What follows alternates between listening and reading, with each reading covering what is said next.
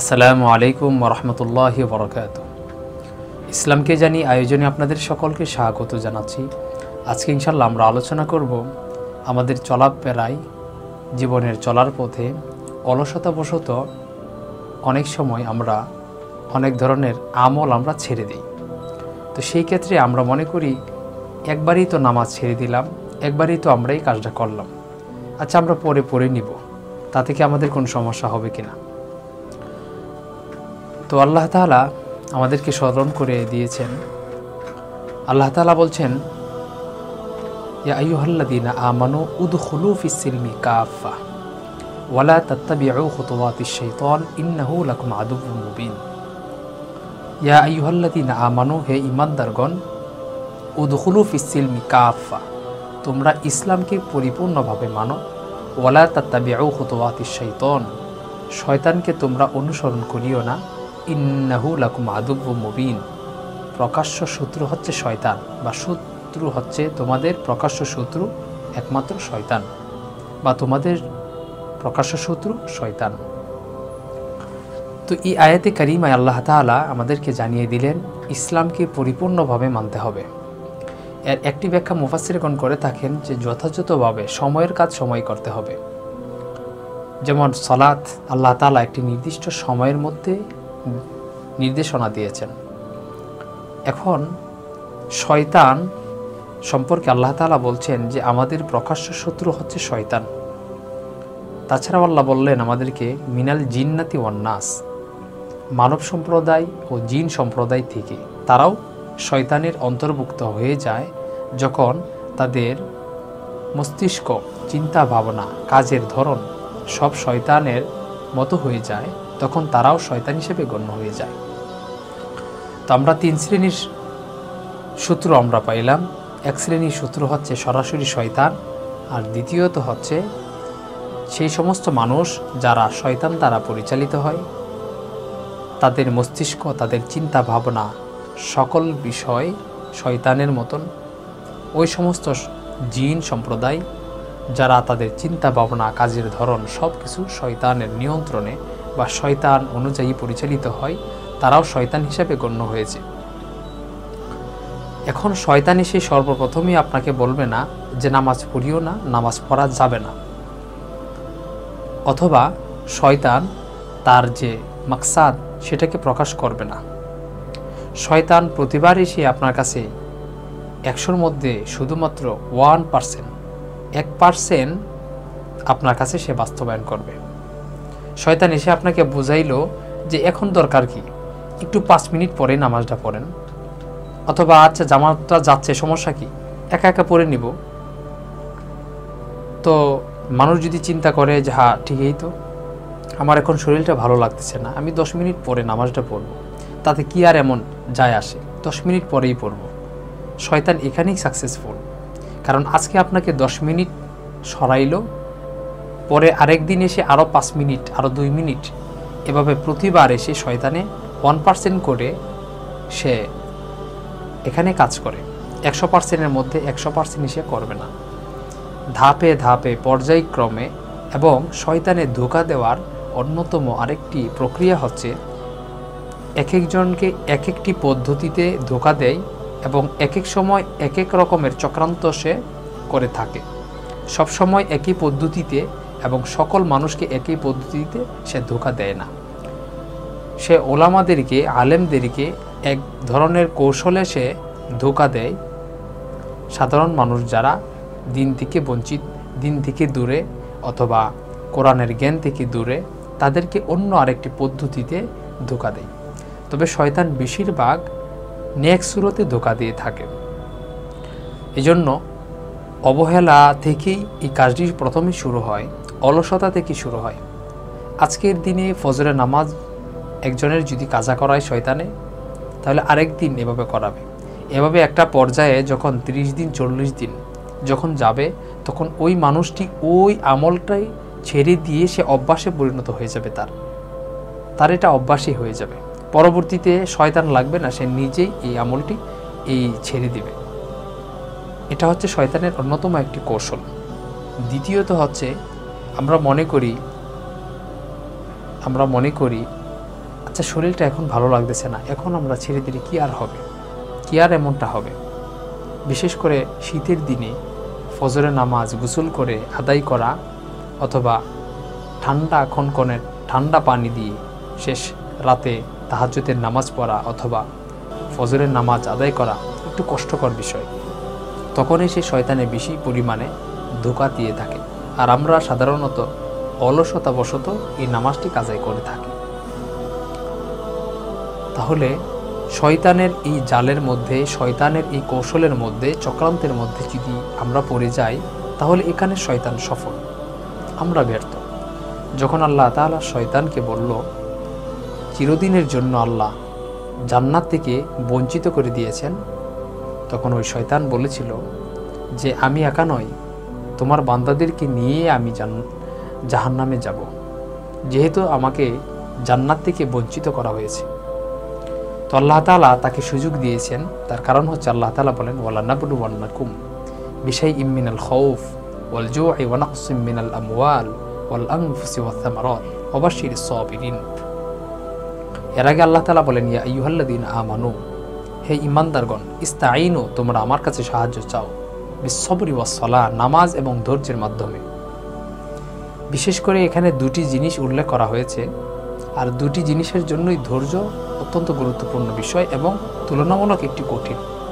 যখন সাধারণত মানুষের রাগ হয়, প্রচণ্ড রাগের তীব্রতা দেখা দেয়, হঠাৎ করে যখন রাগ উঠে পড়ে, তখন সাধারণত মানুষ নিজেকে কন্ট্রোলের মধ্যে রাখতে পারে না। ওই মুহূর্তে ঠিক ধৈর্য ধারণ করা কষ্টকর বিষয় হয় এবং শয়তানি এই সুযোগটিই কাজে লাগায়। যখন মানুষের মস্তিষ্ক গরম হয়ে যায়, যখন রাগের পরিমাণ বেশি হয়ে যায়, ওই সময়টা এসে শয়তানে চক্রান্ত করে এবং মস্তিষ্কের কাছে এসে এমন কিছু কথা বলে যাতে তার রাগের পরিমাণ আরও বেশি বাড়ে, যার ফলে ওই প্রচণ্ড রাগের মধ্যে, যেমন ফুটন্ত তেল যখন প্রচুর পরিমাণে গরম থাকে, তখন পানি দিলে যেমন এই তেল আরও বেশি পরিমাণে বিগড়ে যায়, ওই কঠিন মুহূর্তে রাগের প্রচণ্ড, যখন রাগের তাপমাত্রা, রাগের মাত্রা খুব বেশি থাকে, যখন কন্ট্রোলের বাইরে চলে যায়, এমন সময় শয়তান এসে তার কানে কানে এমন কিছু বলে, অথবা যেই ব্যক্তির সাথে রাগটা করছে তারে এমন কিছু বোঝায়, আর তার জবান দিয়ে এমন কিছু কথা আসে যে কথা শুনবার পর তার রাগের পরিমাণ আরও বেশি বৃদ্ধি পায় এবং ওই জায়গাটাই শয়তানের সুযোগ নেয়। আর এই রাগের বশত হয়ে মানুষ একজন আরেকজনকে হত্যা পর্যন্ত করে ফেলে। এই জন্য আল্লাহ তাআলা এখানে উল্লেখ করেছেন যে ধৈর্য ধরার জন্য। দ্বিতীয়ত হচ্ছে অধিকাংশ মানুষ নামাজের ব্যাপারে গাফেল, উদাসীন, অসচেতন। এই জন্য আল্লাহ তাআলা এখানে দুইটি বিষয় বিশেষভাবে উল্লেখ করে বললেন, আমরা যখনই সাহায্য চাবো নামাজের মাধ্যমে অথবা ধৈর্যের মাধ্যমে যেন চাই। অর্থাৎ আল্লাহর কাছে যখন আমরা সাহায্য চাবো, আল্লাহর কাছে দোয়া করার পাশাপাশি আমাকে নামাজও আদায় করতে হবে এবং ধৈর্য ধারণ করতে হবে আল্লাহর কাছে। এরপরে আল্লাহ বলেন ওয়ালা নাবলুওয়ান্নাকুম, অবশ্যই আমি তোমাদেরকে পরীক্ষা করব, বিশাইইম মিনাল খাউফ, হয়তো ভয় দেখিয়ে, ওয়াল জু', অথবা ক্ষুধার্ত করে, ওয়া নাকসিম মিনাল আমওয়াল, অথবা সম্পদের মাধ্যমে, ওয়াল আনফুসি ওয়াথ থামারাত, অথবা ফসলাদির মাধ্যমে, অথবা মানুষের মাধ্যমে।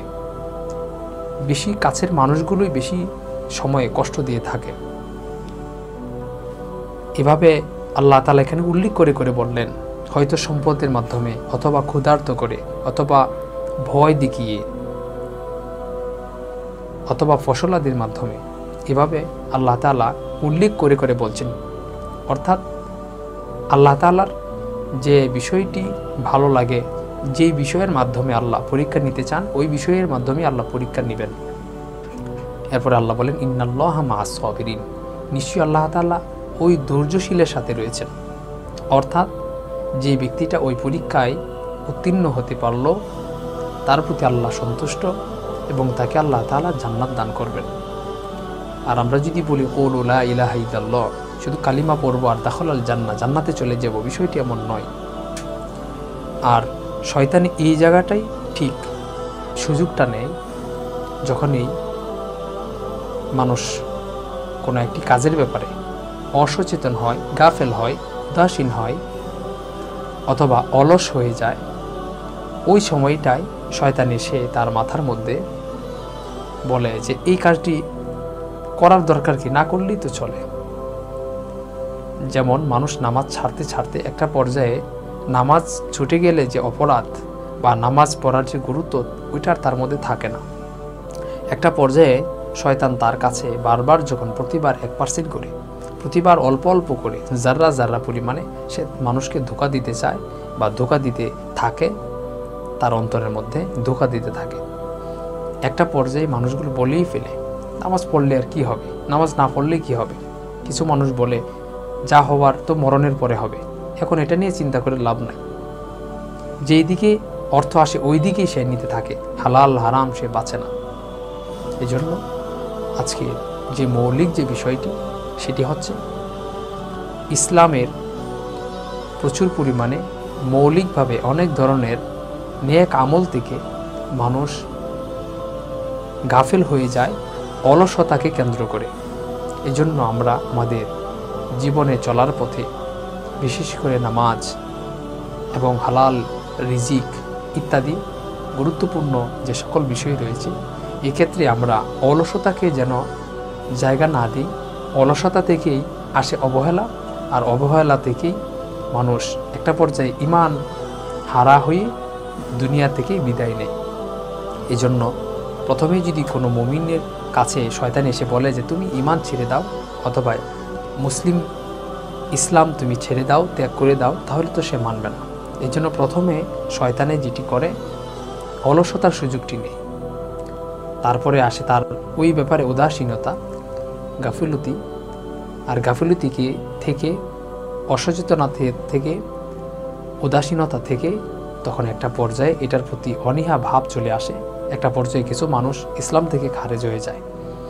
এজন্য যারা আমাদের এই কথাগুলো মনোযোগ দিয়ে শুনছেন, কোরআনের কথাগুলো, আমরা ইসলামের ব্যাপারে বিশেষ করে দ্বীনের ব্যাপারে অলসতাকে অলসতাকে আমরা যেন না করি, অলসতাকে যেন আমাদের মধ্যে জায়গা না দিই। এই অলসতাকে কেন্দ্র করে যেন আমরা আমাদের দ্বীনের মৌলিক যে কাজগুলো আছে এগুলোর মধ্যে আমরা যেন অলসতাকে কেন্দ্র করে যেন উদাসীন যেন না হই বা আমরা যেন গাফেল না হই, অলসতাকে আমরা জায়গা না দিই। যেই কাজটি যখন যেভাবে করা প্রয়োজন এই কাজটি এইভাবে করে আমরা যেন মহান আল্লাহ তাআলাকে রাজি আর খুশি করাইতে পারি। আল্লাহ তাআলা আমাদেরকে প্রত্যেকটি কাজ গুরুত্ব সহকারে নেক আমল বেশি বেশি করার তৌফিক আল্লাহ আমাদের সকলকে দান করুন, আমিন। পরিশেষে আল্লাহ তাআলা বলেন, কুল ইন্না সলাতি ওয়া নুসুকি ওয়া মাহইয়ায়া ওয়া মামাতি লিল্লাহি রাব্বিল আলামিন। আল্লাহ বলেন, কুল, হে নবী আপনি ঘোষণা দিন, ইন্না সলাতি, নিশ্চয়ই আমার নামাজ, অনুসুকি আমার কোরবানি, ও মাহইয়ায়া আমার জীবন, ও মামাতি আমার মৃত্যু, লিল্লাহি রাব্বিল আলামিন একমাত্র আল্লাহ তাআলার রাজি আর খুশির জন্য। এই আয়াতের ব্যাখ্যায় মুফাসসিরগণ বলেন যে একজন মুমিনের জন্ম থেকে নিয়ে মৃত্যু পর্যন্ত জীবনের প্রত্যেকটি কাজ একমাত্র আল্লাহর রাজি আর খুশির জন্য যেন হয়ে থাকে, এইটাই আল্লাহ আমাদেরকে জানিয়ে দিলেন। আল্লাহ তাআলা আমাদেরকে প্রত্যেকটি কাজ জীবনের আল্লাহর রাজি আর খুশি করানোর জন্যই যেন করতে পারি। আল্লাহ তাআলা আমাদের সকলকে তৌফিক দান করুন, আমিন। এ পর্যন্ত কথাগুলো ধৈর্য সহকারে শুনবার জন্য আল্লাহ তাআলা আপনাদেরকে উত্তম জাযা দান করুন, আমিন। তার উপর আমল আমাকে এবং আপনাদের সকলকে করার তৌফিক দান করুন, আমিন। আসসালামু আলাইকুম ওয়া রাহমাতুল্লাহি ওয়া বারাকাতুহু।